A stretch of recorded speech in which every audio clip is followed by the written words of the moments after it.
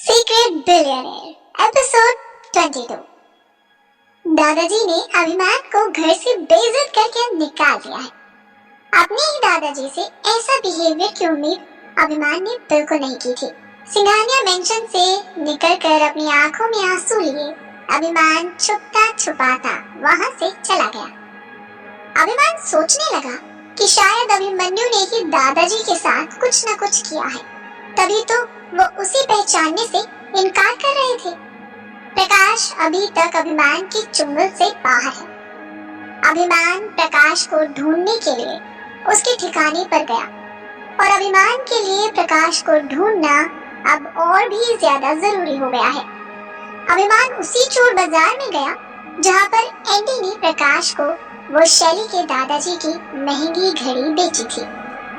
अभिमान थोड़ी दूर आगे बढ़ा ही था कि तभी उससे एक शख्स टकरा गया। उस शख्स ने अभिमान से सॉरी कहा और जब अभिमान ने पीछे मुड़कर देखा तो वो कोई और नहीं बल्कि प्रकाश ही था, जिसने अपने चेहरे को मास्क से ढका हुआ है और एक हुडी भी उसने पहनी हुई है। अभिमान को देखते ही प्रकाश बहुत तेजी से भाग पड़ा। चोर बाजार की तंग गलियों में अभिमान प्रकाश के पीछे पीछे भाग रहा है। प्रकाश जो अभी तक अभिमान की चुंगल से दूर था, अब उसके आगे आगे दौड़ रहा है। बहुत दूर तक प्रकाश का पीछा करने के बाद आखिरकार अभिमान ने प्रकाश को पकड़ ही लिया और उसको जोरदार थप्पड़ रसीद किया। अभिमान ने प्रकाश से कहा, झूठे मक्कार कहीं के, तुमने शैली और पुलिस को क्या बताया है? क्या मैंने अभिमन्यु का किडनैप करने की कोशिश की थी? बोलो। जब हमारी डील हो गई थी और मैं तुम्हें पैसे भी देने के लिए तैयार था, तो फिर अपनी बात से मुकर क्यों गए? मुझे धोखा क्यों दिया? अभिमान की बातों का जवाब देते हुए प्रकाश ने कहा, मैंने कोई डील नहीं तोड़ी थी। मैं उस रात आपसे मिलने आ ही रहा था कि मुझे अभिमन्यु साहब मिले और फिर अभिमान को प्रकाश ने आगे ऐसा कुछ बताया जिसे सुनकर अभिमान हैरान रह गया। अभिमान ने प्रकाश से कहा, सच बोल रहे हो? ये सारी बातें पुलिस के सामने कह पाओगे? प्रकाश ने जवाब दिया, जी बिल्कुल साहब, मैं बिल्कुल सच बोल रहा हूँ। मैं भी थक गया हूँ इस तरह से चोरों की तरह छुपता छुपाता, जबकि मैंने तो कुछ भी नहीं किया। अब अपन सिर्फ सच बोलेगा, फिर चाहे मेरे को जेल ही क्यों ना हो जाए।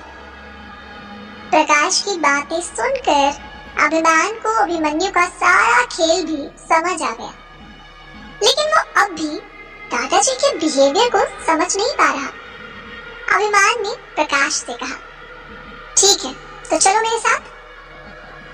अभिमान की बातों का जवाब देते हुए प्रकाश ने कहा, मैं अभी आपके साथ नहीं आ सकता, मुझे फिलहाल एक बहुत जरूरी काम है, लेकिन आप मेरे पे भरोसा करो, मैं शाम को जरूर आपसे मिलूंगा, धोखा नहीं देगा इस बार मैं। अभिमान ने प्रकाश से कहा, ठीक है, आज शाम मैं रोनिता को पुराने किले के पास भेजूंगा, वहां उससे मिलना और उसके साथ सीधा सिंघानिया मेंशन आ जाना, और देखो इस बार अपनी बात से मुकरना मत। अभिमान से बात करने के बाद प्रकाश वहां से चला गया और अभिमान ने रोनिता को फोन करके सारी बातें बता दी। सिंघानिया मेंशन में पार्टी शुरू हो गई। अभिमन्यु ने ब्लैक कलर का सूट पहना हुआ है। दादाजी ने भी अपना पुराना सफारी सूट पहना हुआ है। पार्टी में मेहमानों का आना भी शुरू हो गया। अभिमन्यु की नजरें दरवाजे पर ही लगी हुई है। अभिमन्यु को दरवाजे की तरफ देखते हुए दादाजी ने पूछा, बरखुरदार, किसी के आने का इंतजार कर रहे हो क्या? कोई बहुत खास है क्या? दादाजी की बातें सुनकर अभिमन्यु शर्माकर कहने लगा, अरे नहीं दद्दू, ऐसा कुछ नहीं है। अभिमन्यु को शर्माता हुआ देखकर दादाजी ने कहा, तुम्हारे अंदर शर्म नाम की चीज भी है? वैसे मैं भी तो किसी के आने का बेसब्री से इंतजार कर रहा हूँ। Just wait and watch. दादाजी की बातें सुनकर अभिमन्यु के चेहरे की हंसी अचानक से गायब हो गई। तभी शैली, दादी माँ और पूरे भल्ला परिवार के साथ पार्टी में आ गई। शैली ने रेड कलर का स्किन टाइट गाउन पहना हुआ है। जिसमें वो बेहद ही हॉट लग रही है। शैली को देखकर तो अभिमन्यु के होश ही उड़ गए। अभिमन्यु को देखकर माही दौड़ती हुई उसके पास आई और कहने लगी, hello mister Singhania, nice to see you. I am Mahi Bhalla. उस दिन तो आपसे मुलाकात नहीं हो पाई, but I must say you are very very handsome and charming. Mahi को लगा था कि उसकी चुपड़ी चुपड़ी बातें और उसकी खूबसूरती से अट्रैक्ट होकर अभिमन्यु उसकी तारीफ करेगा, लेकिन अभिमन्यु ने माही की बात का सिर्फ एक हल्के से स्माइल के साथ जवाब दिया और उसे हेलो कहा। माही को अभिमन्यु ने पूरी तरह से इग्नोर कर दिया। माही को इग्नोर होता हुआ देखकर शैली मंद मंद मुस्कुराने लगी। शैली को मुस्कुराता हुआ देखकर अभिमन्यु के चेहरे पर भी स्माइल आ गई। अभिमन्यु आगे बढ़ा और शैली को डांस के लिए पूछा। शैली ने पहले तो मना कर दिया, लेकिन फिर दादी माँ ने शैली को इंसिस्ट किया तो शैली ने अभिमन्यु के हाथ पर अपना हाथ रख दिया और दोनों ने डांस करना शुरू कर दिया। शैली और अभिमन्यु को नजदीक आता देखकर माही को बहुत जेलसी हुई। ऊपर से अभिमन्यु ने माही को इग्नोर भी किया था। एंडी ने माही के नजदीक आकर उसे चिढ़ाते हुए उसके कानों में कहा, nice try but better luck next time. अब मुझे समझ आया उस दिन सिंघानिया ऑफिस में इसने तुम्हें और डैड को इतना वेट क्यों कराया था। इसे तुम्हारी शक्ल पसंद नहीं आई होगी। एंडी माही का मजाक उड़ा रहा है और जोर जोर से हंस रहा है। अपना मजाक बनता देख माही चिढ़कर एंडी से दूर चली गई। शैली और अभिमन्यु को एक साथ डांस करता देखकर शैली की दादी माँ ने अपने दिमाग में एक आइडिया बनाया और सीनियर सिंघानिया से कहा, दोनों साथ में कितने प्यारे लग रहे हैं, है ना?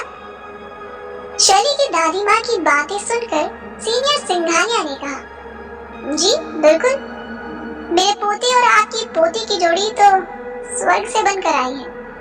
मिस्टर सिंघानिया के मुंह से इतनी बड़ी बात सुनकर शैली की दादी माँ तो बहुत खुश हो गई।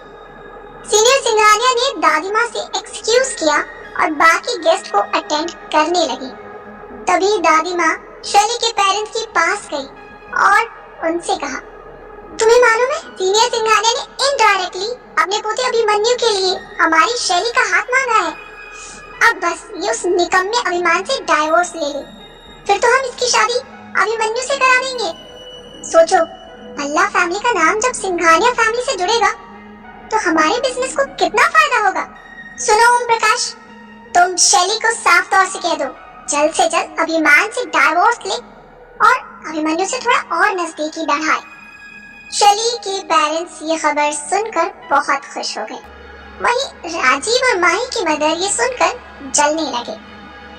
पार्टी में मिस रोजी भी मौजूद है, जो पार्टी में चल रही हर छोटी बड़ी बात की खबर रोनिता तक पहुंचा रही है।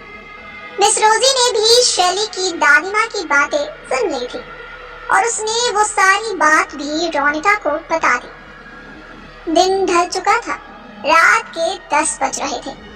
रोनिता को अभिमान ने कॉल किया और पुराना किला जाकर प्रकाश से मिलकर उसे सिंघानिया मेंशन लेकर आने को कहा। अभिमान भी सिंघानिया मेंशन के लिए निकल चुका है। रोनिता प्रकाश से पुराने किले के पास मिली और उससे बहुत सारे सवाल किए। रोनिता को भी प्रकाश ने वही बताया जो अभिमान को बताया था, जिसे सुनकर रोनिता के होश ही उड़ गए। रोनिता ने प्रकाश से उस लड़की के बारे में सच पूछा जिससे अभिमान रोजाना मिलने जाया करता था। प्रकाश ने रोनिता को बताया कि उसने शैली से झूठ कहा था। प्रकाश ने ये भी बताया कि सिंघानिया मेंशन जाकर वो शैली को सब कुछ सच सच बता देगा कि अभिमान का उस लड़की के साथ कोई भी रिश्ता नहीं है। शैली के सामने अभिमान की बेगुनाही सामने आ जाएगी और ये बात भी खुल जाएगी कि अभिमान का किसी भी लड़की के साथ कभी भी कोई अफेयर नहीं था, जिसके बाद शायद शैली और अभिमान की मिसअंडरस्टैंडिंग खत्म हो हो जाएंगी। रोनिता को लगने लगा कि अगर ऐसा हुआ तो अभिमान शैली का हो जाएगा और उससे दूर हो जाएगा। रोनिता अभिमान के लिए कुछ फील करने लगी है और वो अभिमान को किसी भी कीमत पर खोना नहीं चाहती। रोनिता ने अपना फोन उठाया और झूठी फोन कॉल आने का ड्रामा किया। रोनिता ने प्रकाश को बताया, प्रकाश अभी अभी अभिमान ने कॉल किया, उसे अर्जेंटली मेरी जरूरत आन पड़ी है, लेकिन उसने कहा कि अब तुम्हारी जरूरत नहीं पड़ेगी, तो फिलहाल तुम चाहो तो चले जाओ, और हाँ जहाँ मर्जी चाहे चले जाओ। इतना कहकर रोनिता वहाँ से चली गई। अभिमान रोनिता को बार बार कॉल कर रहा है, लेकिन रोनिता ने उसका कॉल नहीं उठाया। रोनिता जानती है कि अभिमान प्रकाश के बारे में ही पूछेगा। रोनिता ने रोजी को कॉल किया और उसे सब कुछ समझा दिया। अभिमान सिंघानिया मेंशन आ पहुंचा। अभिमान ने एक वेटर की कॉस्ट्यूम में सिंघानिया मेंशन में एंट्री की। जैसे ही वो गेट पर पहुंचा तो रोजी भागती हुई उसके पास आई और बोली, अभिमान सर, वो प्रकाश मिस रोनिता को जख्मी करके भाग गया है। अभी अभी उनका कॉल मुझे आया था। मिस रोजी ने रोनिता के कहने पर अभिमान से झूठ बोला है। रोनिता के इशारे पर सब पर नजर रखने वाली रोजी ने अभी अभी अभिमान से झूठ बोला था, जिसकी वजह से वो सिंघानिया मेंशन से जाने ही वाला था। लेकिन फिर जब अभिमान की नजर शैली पर पड़ी तो उसके एक सच ने अभिमान को पार्टी के अंदर जाने के लिए मजबूर कर दिया। मिस रोजी ने अभिमान को शैली और अभिमन्यु की शादी की खबर सुनाई। अभी तक शैली विपिन के साथ थी, लेकिन पैसों के लालच में वो अभिमन्यु के साथ शादी करने के लिए भी तैयार हो गई। अब क्या करेगा अभिमान? क्या शैली सच में अभिमान को डाइवोर्स देकर अभिमन्यु से शादी कर लेगी? जानने के लिए सुनते रहिए सीक्रेट बिलियनेयर।